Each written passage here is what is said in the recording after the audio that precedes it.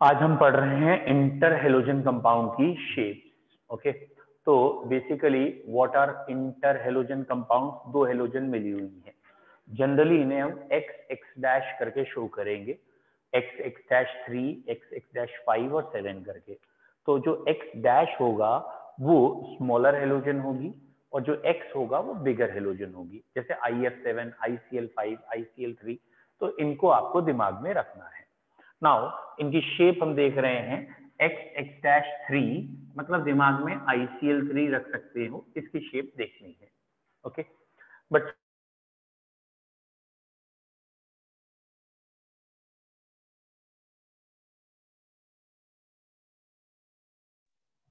Sir आपकी video pause हो गई है।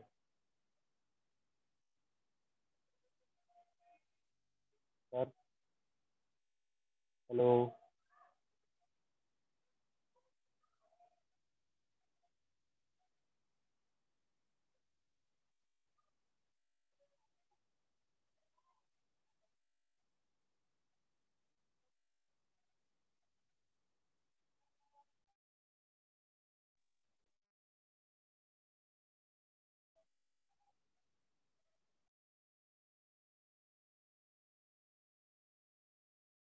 X5 हाइब्रिड ऑर्बिटल का मतलब हाइब्रिडाइजेशन हो गई sp3d। ये हाइब्रिडाइजेशन होनी वीडियो पॉज हो चाहिए। गई थी बीच और में। हाँ बेटा, वीडियो पॉज हो गई थी सर बीच में। तो अभी भी पॉज आ रही है? ना ना, अभी एकदम से स्टार्ट हो गई सर। तो बेटा आपकी तरफ से प्रॉब्लम है, क्योंकि नहीं तो और भी कोई बच्चा बताता था ना। ठीक है, दो ही तो यहाँ से बच्चे हैं। सिग्नल है। हाँ, तो दूसरा भी तो कुछ बताएगा मुझे। ठीक है, एक मिनट को उससे पूछ लेते हैं। बेटा सेकेंड यस वन, सर। क्या वीडियो पॉज हो रही है? यस सर, बीच में पॉज हो जा रही है। अरे यार, तो दोनों तरफ तुम्हारे दोनों तरफ प्रॉब्लम है, यहाँ से सही है। सर रिपीट कर दीजिए एक हैं? बार। हाँ चलो, अच्छा फिर वही है ना। आप अभी मैनेज करो, फिर करते हैं थोड़ा सा। स्टार्टिंग से बोल दे रहे हैं। ICL3 की शेप देख रहे हैं। आयोडीन सेंट्रल एटम है, क्लोरीन सराउंडिंग एटम है। 3 क्लोरीन ने 3 बॉन्ड बना लिए हैं और बचे हुए इलेक्ट्रॉन लोन पेयर हो गए। तो बेटा 2 लोन पेयर हो गए, 3 बॉन्ड पेयर हो गए। एडिशन 5 आ गया है। 5 की जो शेप होती है वो होती है ट्राइगोनल बाईपिरामिडल, TBP। ये शेप होनी चाहिए। मतलब अगर ये पांचों बॉन्ड पेयर होते तो यही शेप होती। दिस वन सेंट्रल एटम यहाँ होता और बाकी सारे ऐसे लगे होते। ये आयोडीन था। बट यहाँ 2 लोन पेयर हैं और एक रूल है जिसका नाम है बेंट्स रूल। और उस बेंट्स रूल में ये कहा गया है कि lone pair occupy equatorial position and bond pair eight axial position.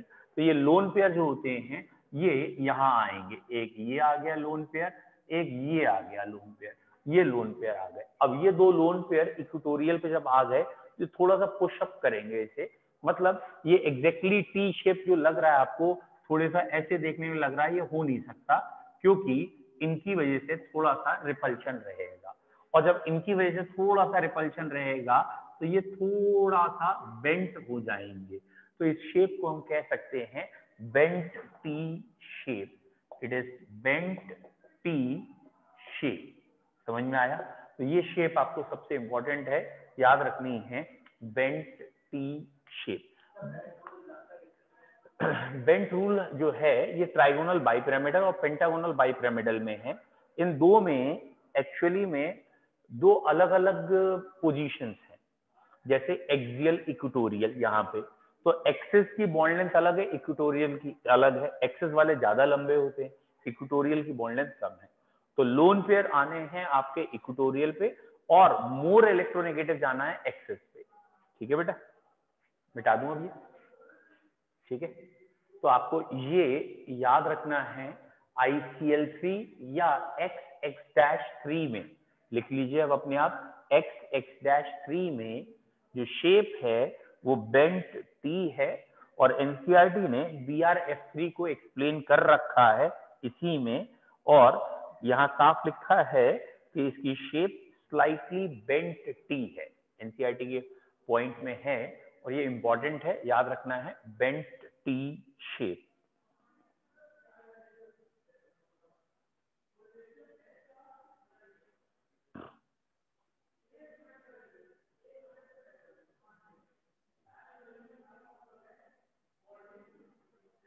ठीक है। अच्छा, एनसीईआरटी में एक लाइन बड़ी अच्छी लिखी है, मैं आपको पढ़ के सुना दे रहा हूं। The central atom bromine has 7 electron in the valence shell. 3 of these will form electron bond pair with fluorine atom leaving behind 4. Thus, there are 3 bond pair and 2 lone pairs. According to VSEPR theory, these will occupy corner of trigonal bipyramidal. The 2 lone pair will occupy equatorial position to minimize lone pair and bond pair lone pair repulsion, which is greater than the bond pair repulsion.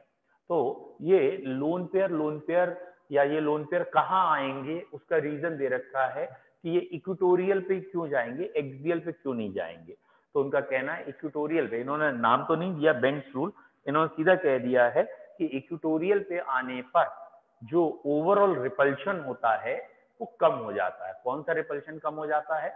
Lone pair का lone pair के साथ भी कम हो जाता है और lone pair का bond pair के साथ भी रिपल्शन कम हो जाता है। और उसके बाद यहाँ पे जो शेप आ जाएगी वो स्लाइटली बेंट टी होगी।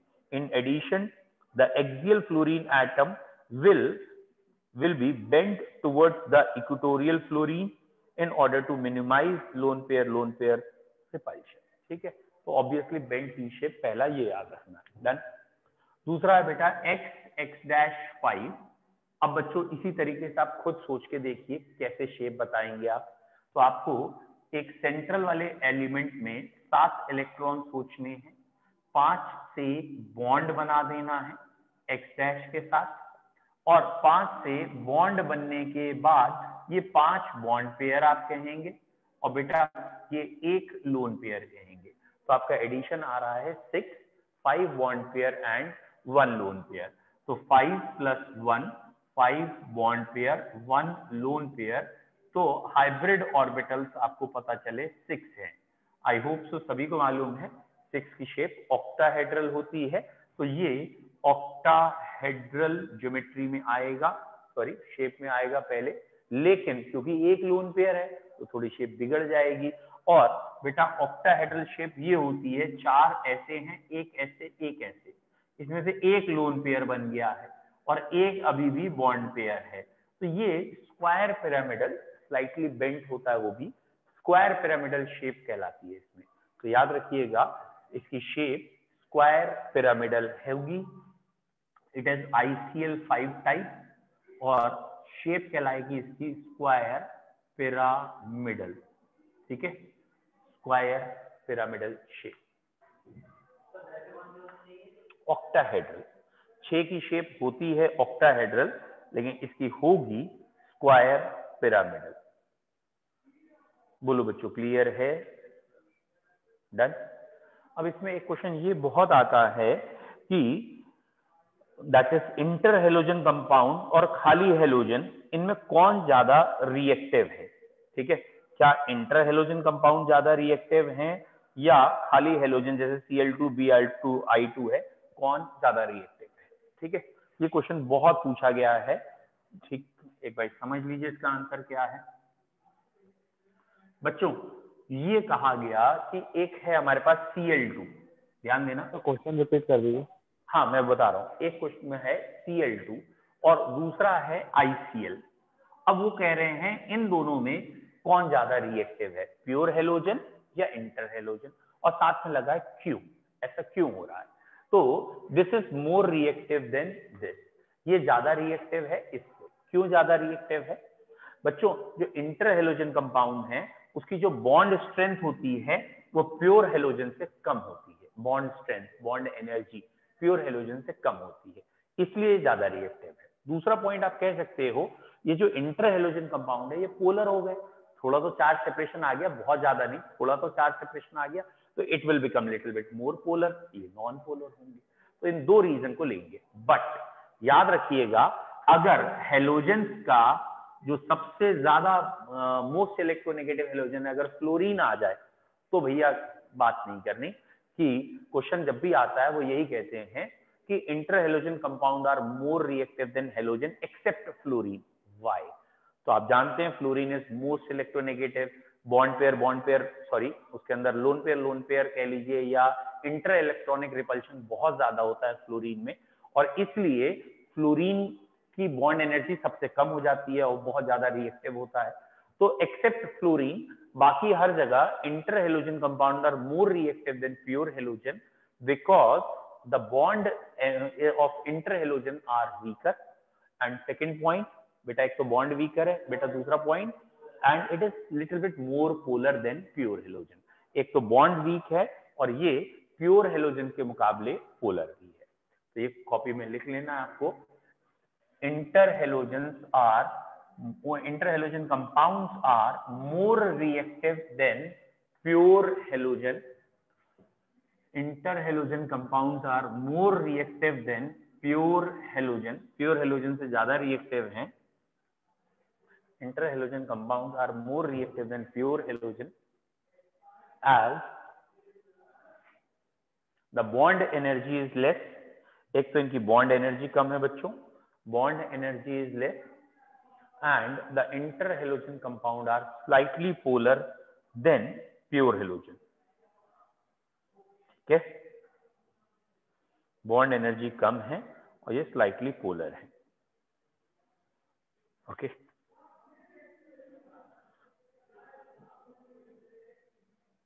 ठीक, प्रिपरेशन रेयरली आती है तो मैं उसे करा ही नहीं रहा हूं आपको, आप बेफिक्र रहें। इंटरहेलोजन की प्रिपरेशन नहीं आती है हमारे यहाँ, ये I2 की Cl2 से करें, I2 की Br2 से करें, ये बहुत कम आती है।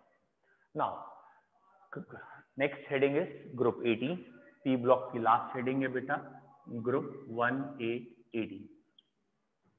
ओके, ऑब्वियसली ग्रुप 18 किस किस का मेंबर है, यहाँ है कौन कौन, helium, neon, argon, krypton, xenon and radon.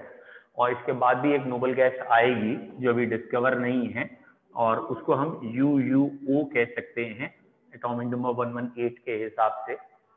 Helium का एटॉमिक नंबर 2 है, नियॉन 10 है, आर्गन 18 है, क्रिप्टॉन 36, जेनॉन 54, रेडॉन 86। 2, 10, 18, 36, 54, 86, 8 ऐड किया, फिर 8 ऐड किया, फिर 18 ऐड किया, 18 ऐड किया, फिर 32 ऐड किया एंड देन 32। तो ये नोबल गैसेस के एटॉमिक नंबर आ गए। अब भैया हर चैप्टर जैसे ही शुरू होता है वही 5-7 फिजिकल प्रॉपर्टीज होती हैं, ठीक है, जो यहाँ पे भी बोलनी है, इजी है ओवरऑल। बेटा पहली फिजिकल प्रॉपर्टी इलेक्ट्रॉनिक कॉन्फ़िगरेशन, ठीक है, electronic configuration, very good. NS2 NP6 कहेंगे और यहाँ पे हम एक जो ऑक्टेट रूल मान के चलते हैं वो सब में पूरा है एक्सेप्ट हीलियम। हीलियम में खाली 1s2 है, बाकी सब में NS2 NP6 है एक्सेप्ट हीलियम, ठीक है। और फॉर हीलियम क्या है, हीलियम के लिए 1s2 है और बाकी सब के लिए NH2 NP6, और इस चीज के लिए कहते हैं ऑक्टेट कंप्लीट, यानी आउटर मोस्ट में 8 हो गए, ऑक्टेट कंप्लीट, गंगा नहा गए। Is it clear? Done. Second point बच्चों, सेकेंड हम जनरली एटॉमिक साइज लेके चलते हैं। साइज तो कॉमन सेंस है, इनमें हम कौन सा साइज नापते हैं, साइज नापने के तरीके होते हैं covalent radius, van der Waals radius, metallic radius and ionic radius. And obviously यहाँ वंडरवॉल रेडियस इज मेजर्ड जब कोई भी बॉन्ड नहीं होता दो एटम्स के बीच में, तो जो साइज नापने का तरीका होता है उसका नाम है वंडरवॉल रेडियस।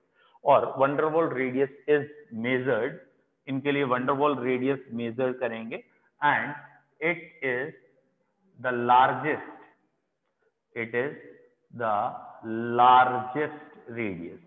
मतलब जहां कोई बॉन्ड ही नहीं है वहां वाला रेडियस ऑब्वियसली सबसे ज्यादा होगा, कोई फोर्स ऑफ अट्रैक्शन ही दूसरे के साथ नहीं मान रहे हैं, तो इसको हम कह रहे हैं लार्जेस्ट रेडियस।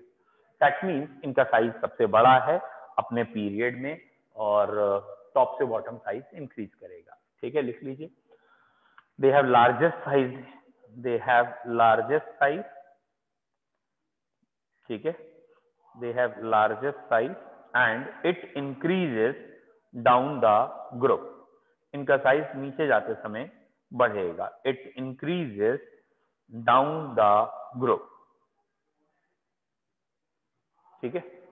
ऑब्वियसली अगर कोई कहे इसकी आयनाइजेशन एनर्जी, तो इलेक्ट्रॉन निकालना बहुत मुश्किल है क्योंकि ये बहुत ज्यादा स्टेबल हो चुके हैं। तो अगर आपने कहा है आयोनाइजेशन एनर्जी तो आप कहेंगे वेरी हाई, इनकी आयोनाइजेशन एनर्जी बहुत ज्यादा है ड्यू टू स्टेबल कॉन्फ़िगरेशन। ठीक है बेटा। अगर किसी ने कहा इलेक्ट्रॉन गेन एंथैल्पी, इसमें एक थोड़ा सा वर्ड है तो इसलिए याद करना जरूरी है बच्चों। इनकी इलेक्ट्रॉन गेन एंथैल्पी के लिए क्या किया जाता है कि as they have complete octet, हाँ, as they have complete octet they don't have any tendency to gain electron. ये लेना तो नहीं चाहते बेटा, लेकिन अगर आप चाहें कि इनकी इलेक्ट्रॉन गेन एंथैल्पी मेजर करें तो प्लस में आएगी। What is the sense of positive, कि यहाँ जो एटम होगा, जो भी नोबल गैस होगी, अगर आप उसे इलेक्ट्रॉन देंगे तो हीट भी देनी पड़ेगी। क्यों देनी पड़ेगी हीट? क्योंकि ये इलेक्ट्रॉन लेना ही नहीं चाहते, तो इलेक्ट्रॉन इलेक्ट्रॉन रिपल्शन होगा, तो उस रिपल्शन को ओवरकम करने के लिए इलेक्ट्रॉन भी दो और एनर्जी भी दो।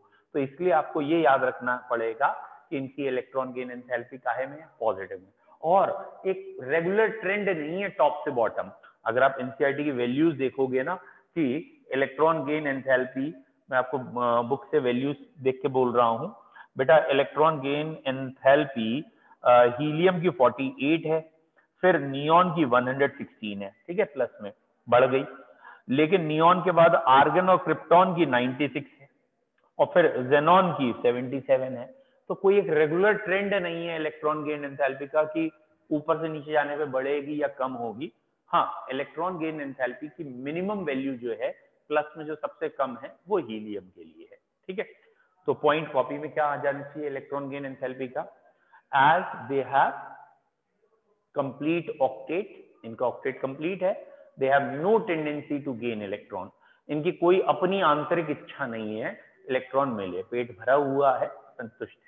as they have complete octet they have no tendency to gain electron। ठीक है, therefore their electron gain enthalpy is positive। इसलिए इनकी इलेक्ट्रॉन गेन एंथैल्पी बच्चों काहे में आएगी? पॉजिटिव में आएगी। therefore their electron gain enthalpy is positive।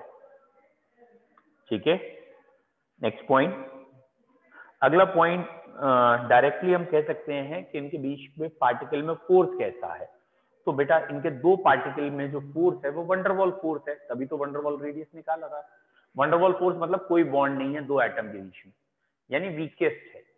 तो बेटा अगर दो एटम के बीच में फोर्स नहीं है, वीकेस्ट है, तो इन्हें बॉयल करना सबसे आसान है, यानी दे हैव लीस्ट बॉइलिंग पॉइंट। और पूरी पीरियोडिक टेबल में helium has the lowest boiling point among all the elements of periodic table. ठीक है, लिख लीजिए अगला point, boiling point. Due to very low van der Waals forces, due to very weak कहना चाहिए, very weak van der Waals forces, they have least boiling point. Due to least van der Waals forces या very less van der Waals forces, weak van der Waals forces, they have very less boiling point. इनका boiling point सबसे कम है, they have very less boiling point. ठीक है, and it increases down the group. ये boiling point नीचे जाते समय बढ़ेगा, it increases down the group. क्यों बढ़ेगा? क्योंकि वंडरवॉल फोर्स बेटा मोलर मास के डायरेक्टली प्रोपोर्शनल होते हैं, सरफेस एरिया के होते हैं। तो नीचे जाते समय वंडरवॉल फोर्स बढ़ रहा है और इसलिए नीचे जाते समय बॉइलिंग पॉइंट बढ़ता है। ठीक है, बोलो बेटा क्लियर है? और helium has lowest boiling point of any known substance। Helium has lowest boiling point of any known substance। ठीक है, और साथ में helium has a unusual property of diffusing through, helium has unusual property of diffusing through most common lab materials like rubber, glass, plastic, etc। Helium has unusual property of diffusing through most common glass materials like most common lab materials, glass, rubber and plastic, glass, rubber and plastics। ठीक है,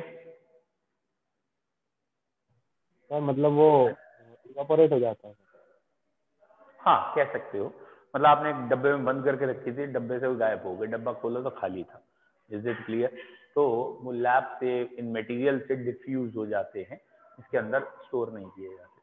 ठीक है, property है, बस उसे ध्यान रखिए, उसको बहुत ज्यादा ये मत सोचिएगा। अगला क्वेश्चन दिमाग में आएगा फिर स्टोर कैसे करें, उसकी टेक्निक्स होंगी स्टोर करने की, किसी और में एडजॉर्ब करके, किसी और के साथ बाइंड करा के। भाई चारकोल है या बाकी चीजें हैं जहाँ ये एडजॉर्ब हो जाती हैं लो टेम्परेचर पे, तो वहां इनको रखा जाता है। नेक्स्ट है केमिकल प्रॉपर्टीज। बेटा केमिकल प्रॉपर्टीज में इनर्ट गैस के कंपाउंड नहीं पाए जाते जनरली। बेटा कोई बच्चा बताएगा क्यों नहीं पाए जाते? तो ऑब्वियसली पहला रीजन तो देंगे, ऑक्टेट कंप्लीट है ना, ऑक्टेट कंप्लीट है तो और ज्यादा इलेक्ट्रॉन की आवश्यकता नहीं, इसलिए। दूसरा रीजन ये है कि इसकी आयोनाइजेशन बहुत ज्यादा है, मतलब भाई कोई भी दूसरे से रिएक्ट करता है तो अनपेयर होने के बाद ही करता है, या अनपेयर्ड इलेक्ट्रॉन चाहिए, तो इसको आयनाइज कराना मुश्किल है, तो आयनाइजेशन ज्यादा है। अच्छा, हम चाहें कि ये इलेक्ट्रॉन ले ले तो इसकी इलेक्ट्रॉन गेन एंथैल्पी भी बहुत ज्यादा प्लस है, यानी या ना तो ये इलेक्ट्रॉन छोड़ने को तैयार है, ना लेने को तैयार है, अनपेयर होने को तैयार नहीं है, और ऑब्वियसली ऑक्टेट कंप्लीट है, इसलिए इसके कंपाउंड बहुत मुश्किल से या नहीं बनते। ठीक है, तो एक तो हो गया why inert gas do not react, या why noble gases do not react, इसका आंसर। इसके आंसर में 2 पॉइंट लिखना है, first is octet is complete and second very high ionization energy and positive electron gain enthalpy. ठीक है, clear है? तो पहला क्वेश्चन लिख लो अपने आप ही जल्दी से। इनर्ट गैसेस डू या noble gases do not form compounds, do not form compound और least reactive, noble gases do not form compound or least reactive due to। अब इसमें बच्चों 2 रीजन आप अपने आप लिखेंगे ड्यू टू। एक रीजन में आपको ये लिखना है कि हमने मान लिया है कि इनका ऑक्टेट कंप्लीट है, ठीक है, या कंप्लीटली फिल शेल जिसे कहते हैं।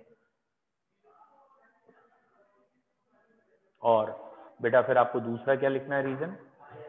Very good, they have very high ionization enthalpy, high ionization enthalpy and more electron gain, more positive electron gain enthalpy।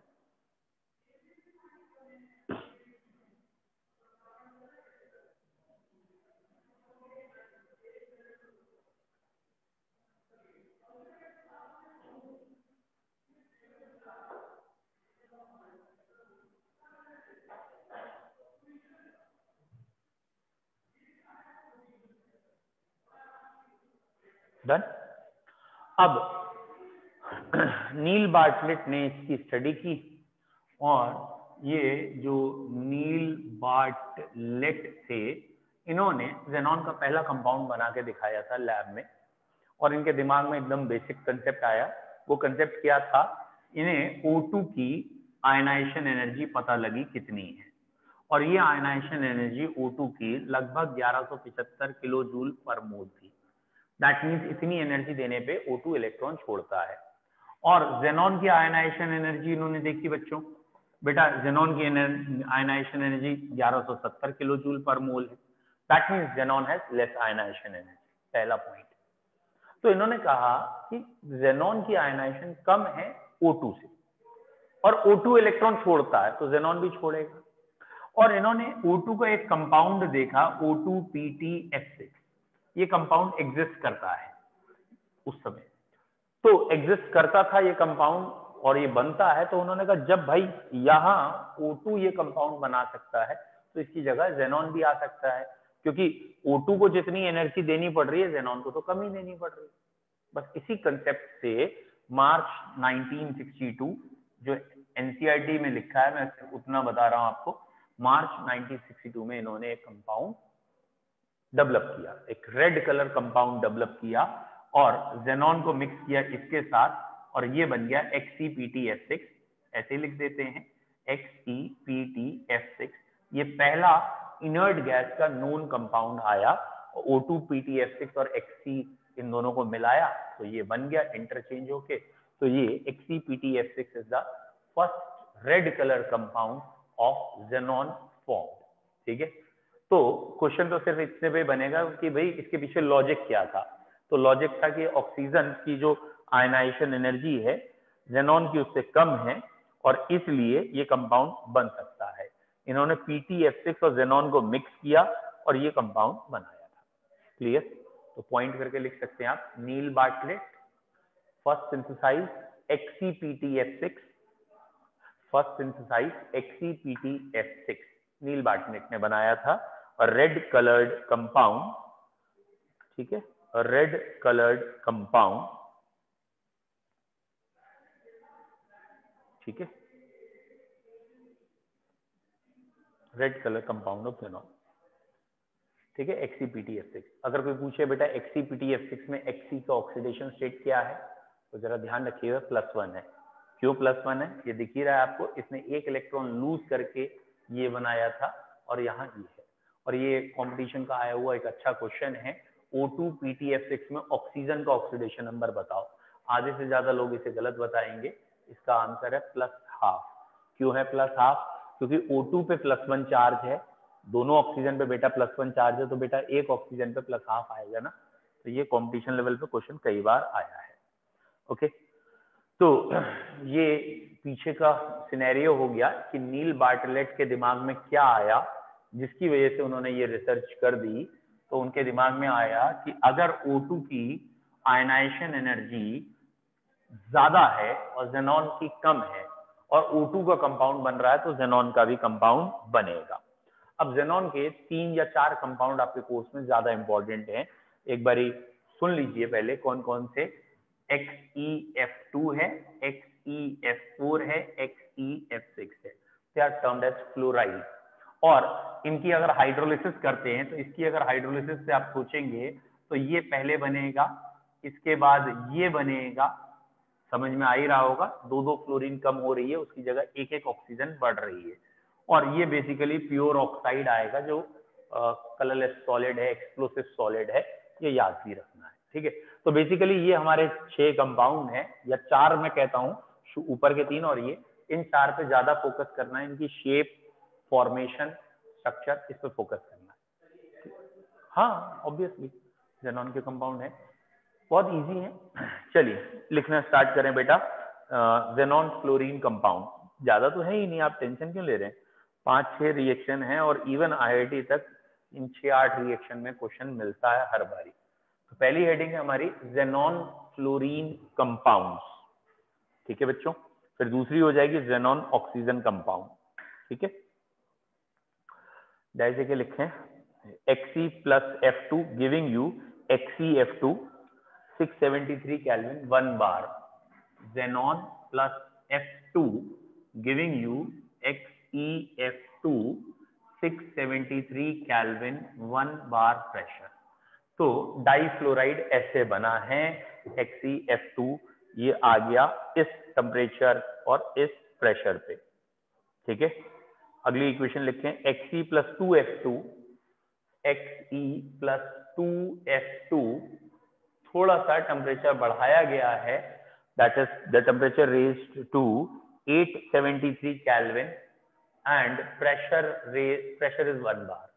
Pressure वही है और टेम्परेचर बढ़ा के 873 कर दिया। बेटा ये रटने वाले हैं, इसमें बहुत ज्यादा लॉजिक बनेंगे नहीं। तीसरा है Xe plus 3F2, अगर 3F2 ले लें और एनसीईआरटी में गिवन है कि इनका रेशियो 1:20 लेंगे, यानी xenon के 1 मोल्स और फ्लोरीन के 20 मोल्स, समवॉट ऐसा रेशियो। और यहाँ पे XeF6 जब बनेगा तो pressure is 60 to 70 bar, pressure is 60 to 70 bar, while temperature is 573 kelvin. मतलब टेम्परेचर पहले से कम चाहिए लेकिन प्रेशर ज्यादा चाहिए, ठीक है। डन। एक इक्वेशन और दे रखी है कि अगर XeF4 में O2F2 रिएक्ट करा दें 143 केल्विन में, XeF4 में O2F2 रिएक्ट करा दें एट 143 केल्विन, माइनस में टेम्परेचर चला गया ये, तो ये XeF6 और ऑक्सीजन गैस बन जाती है। Then it will turn XeF6 and oxygen gas, ठीक है।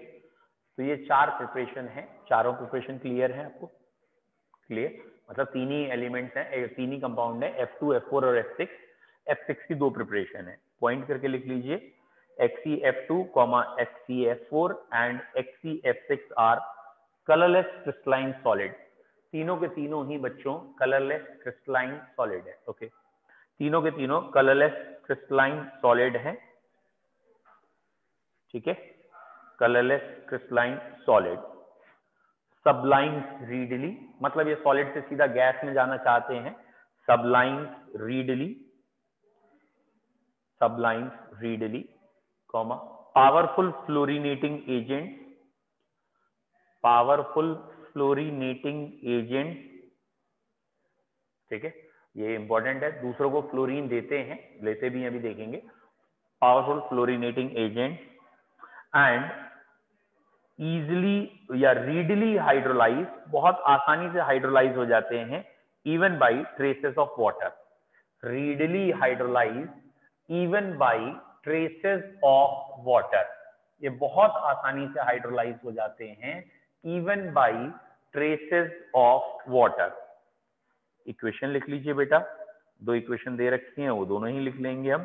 Twice XeF2 plus twice water, twice XeF2 plus twice water will give you twice xenon and 4HF, twice xenon, 4HF and O2, O2. ठीक है, तो ये hydrolysis हो गया है this one. ठीक है, अब बेटा इन तीनों के स्ट्रक्चर दे रखे हैं. XeF2 का क्या है, F4 का क्या है और F6 का क्या है. आई होप सो आपको स्ट्रक्चर निकालने का तरीका समझ में आ गया है. जेनॉन के आउटर मोस्ट में 8 इलेक्ट्रॉन, 2 फ्लोरीन आए ऐसे. तो ये है XeF2. आई होप सो मैंने जैसे बनाया आपको दिख गया हो कि यहाँ 3 बॉन्ड पेयर हैं, 2 लोन पेयर. 3 बॉन्ड पेयर और 2 लोन पेयर की शेप या हाइब्रिडाइजेशन पहले sp3d शेप होनी चाहिए ट्राइगोनल बाइपिरामिडल. और अभी आपको पढ़ाया है और बताया है लोन पेयर इक्वेटोरियल पे जाएंगे और तीनों इक्वेटोरियल ऑब्वियसली प्लेन ट्रायंगुलर है, तीनों प्लेन ट्रायंगुलर कैंसिल कर देंगे. तो ये दोनों बॉन्ड स्ट्रेट लाइन में दिखेंगे. तो आपको याद रखना है XeF2 है लीनियर ज्योमेट्री, इसकी लीनियर ज्योमेट्री हो गई और ऑब्वियसली होनी चाहिए ट्राइगोनल बाइपिरामिडल, और तीनों लोन पेयर ने एक दूसरे को कैंसिल कर दिया है. तो ये हुआ XeF2 के बारे में. XeF4 के बारे में अगर हम थोड़ा बात करें तो यहां बच्चों 4 बॉन्ड बनेंगे. एंड आई होप सो अगर 4 बॉन्ड बनेंगे तो आपके दिमाग में आ गया होगा 2 लोन पेयर हो जाएंगे. तो 4 bond pair plus 2 lone pair यानी 6 हाइब्रिड ऑर्बिटल होंगे बेटा. 6 हाइब्रिड ऑर्बिटल के लिए sp3d2 होना चाहिए ऑक्टाहेड्रल, लेकिन हो जाएगा square planar. I hope so बच्चों क्लियर है. स्क्वायर प्लेनर क्यों? क्योंकि ये वाले लोन पेयर और ये वाले लोन पेयर एक दूसरे को कैंसिल कर देंगे 180 पे आके, और इसलिए shape will become square planar. The last one is XeF6. अब बच्चों ये तो कॉमन सेंस है, 7 बॉन्ड पेयर में या ये कहें कि XeF6 में 6 बॉन्ड बन चुके हैं 8 में से. 8 थे, 6 इलेक्ट्रॉन बॉन्ड पेयर बना चुके हैं और 1 लोन पेयर है. तो 6 ने बॉन्ड पेयर बनाए हैं, 1 लोन पेयर है, तो हाइब्रिड ऑर्बिटल 7 हो गए. तो 7 हाइब्रिड ऑर्बिटल की शेप होनी चाहिए PBP, पेंटागोनल बाइपिरामिडल. बट 6 की शेप मतलब 6 तो बॉन्ड है ना, तो 6 कैसे दिखेंगे? ऑक्टाहेड्रल. और लोन पेयर उनको क्या करेगा? बिगाड़ेगा. तो इसकी शेप का नाम है डिस्टॉर्टेड ऑक्टाहेड्रल. तो बच्चों याद रखना है XeF6 की शेप है distorted octahedral. It has distorted octahedral geometry. ठीक है, अब इसका जो अगला पॉइंट है ये एनसीईआरटी का पॉइंट कई बार आया है. हाँ बेटा आराम.